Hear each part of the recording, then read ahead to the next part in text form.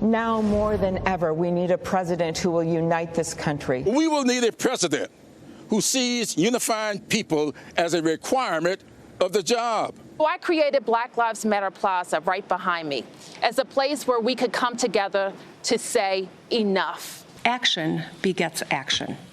Progress begets progress. And when we work together, we can accomplish anything.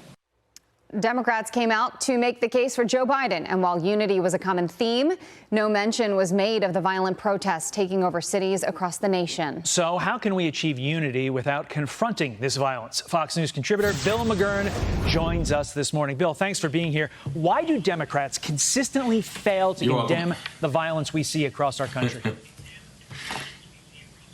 Well, would you talk about it if you're trying to sell your party? They don't have a good answer for it. First of all, they don't have a good answer in the actual cities. They have not been able to quell the violence. So it's a real blind spot for them. And I think they'd be insane to bring it up, because if they brought it up, it would probably only encourage the protest. The way Democrats have been talking about this have only egged these guys on. So I don't think they had any choice but to ignore it. We heard a lot about Joe Biden as the unifier last night. We did not hear a lot about Joe Biden's plans if he were to take the presidency and, have 4 years with Kamala Harris. What did you think of the absence of Joe Biden, if you will, last night? We did see him once. Well, it was odd. I felt like I was attending a wedding party without the bride there. She's up in some other room. It is odd. It's not unusual for the nominee not to speak until the end, but usually like they're sitting in their seats or watching from their hotel room with their family. People like seeing that. It kind of humanizes the president. And usually conventions are entertaining. I mean, that's the chief characteristic on it. Now, I think they had a lot of challenges. In fairness, it hadn't been done before.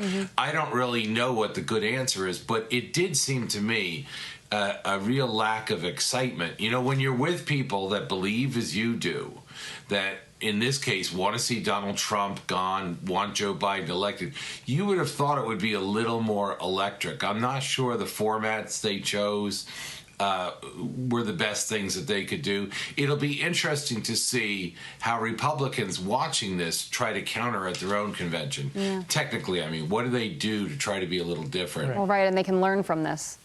Yeah. Bill, congrats to you. I think they're going to try. Right. Bill, congrats to you if you had mail on your voting issues for 2020 card last year this time. Let's listen to what Nancy Pelosi and Bernie Sanders had to say about the president with regard to mail-in voting. Their purpose is to frighten people from voting. The more chaos they can create, the more fear they can instill. During this president's term, the unthinkable has become normal. He has tried to prevent people from voting, undermine the U.S. Postal Service. Bill, is the president trying to scare people? No, I don't think so. Look, this is extraordinary to me, the post office conspiracy about this enterprise that loses billions of dollars every year. It seems to become the new Russia now, the new conspiracy. The president wants to savage the post office.